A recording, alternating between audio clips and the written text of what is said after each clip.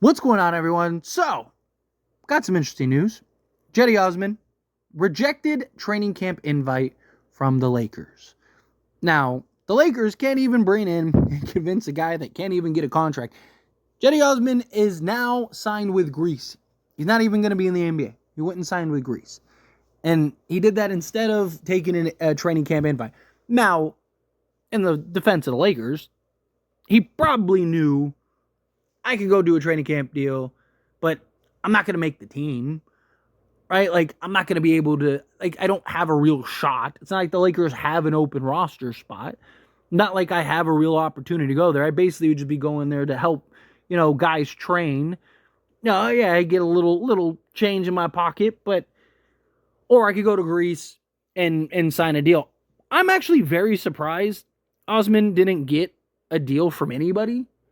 Right? I mean, he's not like this incredible, unbelievable talent, but he's 29 years old. He's 6'7" in height, right? Like, and he is a very good three-point shooter. I mean, he is a legit sniper type three-point shooter, right? Like, you look at last year, play with San Antonio, 72 games, averaged 17.6 minutes, averaged 7 points, 2.5 rebounds, 1.7 assists, half steal, half block, right? But he shot 60% from 2-point range on 2.3 attempts and 39% from three on 3 attempts. I mean, the guy, even though the previous year with Cleveland, on 4.1 attempts, shot 37.2% in 20 minutes, gave you, again, 9 points, 3 rebounds, right? This is a guy that, the Lakers want to shoot more and need some shooting, right? Osman was even linked to the Lakers on numerous occasions for just being able to sign in free agency. Now, look, the Lakers would have had to make a deal because, I see a lot of people that are like, why don't the Lakers just waive, Cam Reddish or Christian Wood or any of this? They can't. Right? I know that there's a lot of people that understand that, but there's also a lot of people that don't, right? Or just aren't aware of the information. So, just to quickly explain, all three of those guys, Jackson Hayes, Christian Wood, and Cam Reddish, are all on guaranteed deals. If the Lakers waive them, then the money still counts towards the cap, and the Lakers are only like $45,000 from the second apron, and they cannot go over that apron. So they're essentially stuck, right? They can't afford to do that, right? So the only way to really go get a free agent would be via a trade. Now, you could just do a salary dump trade and just trade, Cam Reddish for something and sign, Cedi Osman, but he's not that good, right? Like, and if they were going to do that, they should have done that for like a Gary Trent Jr. or something. Somebody that like, man, like we could get this guy for a vet minimum. Like if you were going to do that, like is Gary Trent Jr. worth the second? In my opinion, yes. So you should have done something like that. You should have given a team a second, take on Cam Reddish for a season, and went and signed Gary Trent Jr. But they didn't.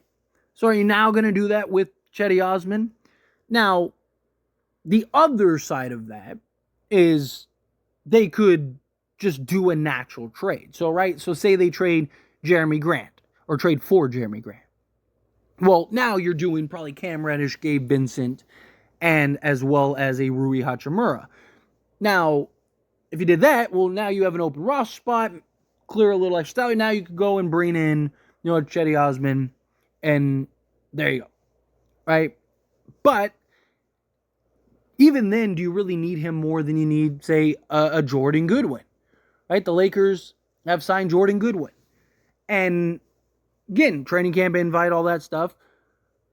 Now, he's a guy that I do believe the Lakers want to get a genuine look at. I think he is there to help training camp. Absolutely. I think he's there to really put pressure on, D'Angelo Russell and Austin Reeves and Gabe Vincent and those guys. But I think he's also a guy that the Lakers want to keep an eye on. And I do think that if a trade doesn't get done by training camp or when the season begins, I do think the Lakers tell Jordan Goodwin, like, hey, buddy, stay in shape, stay ready, right? Keep working on your shot, work on your game, stay in shape, Don't go home and eat, bonbons or anything and end up, getting out of shape. Stay ready, because if we end up pulling off a trade, probably trading Gabe Vincent, and you're probably going to be needed. Probably going to be a piece that we're going to need to bring in, right? Because again, yes, you're trading Rui and Cam Reddish, but you still have, LeBron James starting at the 4. You could always move Anthony Davis to the 4. You got Christian Wood who can step in and play the 4. You could always, if you needed to, put Jared Vanderbilt if he's healthy at the 4. Dalton Connect's got, 6'7" size, so in a pinch, if you had to, put him at the 4. Right? You have options and flexibility. You're good there, right? And then even the 3 spot. You have Jared Vanderbilt, Dalton Connect. You're going to get Jeremy Grant in a trade, or Cam Johnson or something like that, right? So there wouldn't be a need for Cedi Osman the way that there would be for, a backup guard, because, yes, you could argue, okay, well, you still have D'Lo, which they're probably going to want to trade at the trade deadline, right? So it's okay, well, we could use that backup and that guy in a pinch. But even then, you have Austin Reeves who can slide over. You have LeBron James. But Austin Reeves really struggled with ball pressure last year. Is that the guy that you really want to rely on to be your sole point guard on the team? Right? LeBron can do it, but you also don't want to wear him down over the season. And then your other options are Bronny James, who is probably going to spend the entire season in the G League outside of a handful of games, right? Because you will have that Bronny LeBron moment. And then Jalen Uchifino, which is still a mystery. Yeah, he was excellent in the G League, but we haven't really gotten to see him play in the actual NBA or meaningful NBA minutes. He got to play average 3 minutes in garbage time. That doesn't really tell us anything, right? So, again, I like the idea of Cedi Osman. And, I've already seen a lot of people the Lakers can't even get him. And, wow, Lakers are really dropping the ball. Is Osman really the difference maker? And is he playing over Dalton Connect? Is he who is he playing over? That's the thing that I always want people to ask, right? Okay, you're bringing a guy in. If you're bringing him in just to sit on the bench, then you might as well not do it. Why give up a second just to bring in a guy that's going to sit on the bench? You got to ask yourself, who are these guys playing over? Is he playing over Max Christie? Is he playing over Austin Reeves? Is he playing over D'Angelo Russell? Is he playing over Dalton Connect, Jared Vanderbilt, Rui Hachimura? No, he's not. He's a guy that would just be nice to have at the end of the bench that could, get some shots up on occasion. Or if a guy's out for a night, or you got a couple guys out for a night, you can just kind of bring them in. But at that point, you could do the same thing. You could always move LeBron to the 3 if you needed to. There's a million options. You got the flexibility there, right? 2 guard spot, you're fine. You always move D'Lo to the 2. You got Austin Reeves. You got Max Christie. Dalton Connect can move over to the 3 or to the 2. Cam Reddish can even play the 2 if you needed him to, right?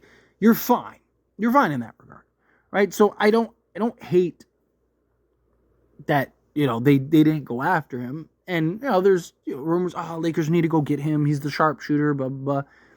I mean, if JJ Redick, yes, he wants to shoot more threes, and he wants to have the uptick. Well, if the guys can shoot the way that they shot last season, just on more volume, right? Let's say they all drop slightly, right? Let's say LeBron, instead of being 40%, is 38%. And Austin Reeves can't be much worse than he was last year shooting the 3 well. So I imagine he's going to have an uptick. And let's say D'Lo, instead of being, 42%, is 39%. Okay. D'Lo already shot the high volume. But, let's say collectively they all shoot more threes. You add in, Gabe Vincent, see what he shoots. Dalton Connect, see what he shoots. The Lakers should have more than enough shooting. Last season, they were one of the best teams as far as percentages go. They were just one of the last teams in the league as far as attempts. It's a big difference, right? So I'm not, some of these signing, all the guys that really mattered that could have had a real impact and that were worth kind of going after are all gone, right? The Lakers missing out on a guy like us. Again, this guy's playing in Greece. No one wanted to sign this guy. Nobody wanted to bring him in on a serious deal or anything like that, right? And people are now upset with, it's silly. But I don't know. We'll see. we'll see how it all plays out. We'll see how, the off season goes as far as like, will they make a trade? And if they do make a trade, well then then maybe they do need to come and bring in. And maybe depending on the types of trades and guys going in and out, right? Maybe we do look up and go, man, you know what? We really should have, brought in a Cedi Osman or something, right? Like, I mean, there's a lot that can happen between now and the start of the season, or now and the trade deadline and all that stuff. But I think the Lakers are fine. I think it's all going to work out. I think that, again, what free agent, like right now, obviously, it would have been nice to bring in like a DeMar or, a Clay or whatever at that time. But I'm talking about like right now. Like what free agent is available that is like, oh man, that's the difference maker, right? That's the guy that we need to go get that's going to play over all this. It's not really out there. But anyway, as always, this is a discussion, and I pass a question on to you. Let me know your thoughts and opinions down in the comments below. What do you think? How do you feel? What are your thoughts? Think the Lakers really missed out? Do you think like, no, it's nothing? I just think it's funny. Lakers couldn't even bring in him, like he turned down and would rather play in Greece than that. The Warriors had somebody do the same thing. Bertans, I think is who it was. I think Bertans. The Warriors wanted to bring Bertans, and he was like, I'd rather go play overseas. So, I just think, these players know, like, I'm going to join these. I'm not going to be able to actually make the roster. So kind of just wasting my time in that regard. And even if I do make the roster, I'm not going to play. So, like, what's the point? I might as well go make the same amount of money overseas and actually get to play. So, I get it. But anyway, again, how you feel? Whatever your thoughts are. Love to hear it. So, let me know down in the comments below. That being said, if you haven't liked this video, hit that like button. Helps me a lot. So we enjoy these types of videos, and I truly appreciate it. Not subscribe channel, hit that subscribe button. Turn on the bell notifications. Appreciate y'all. See you in the next one.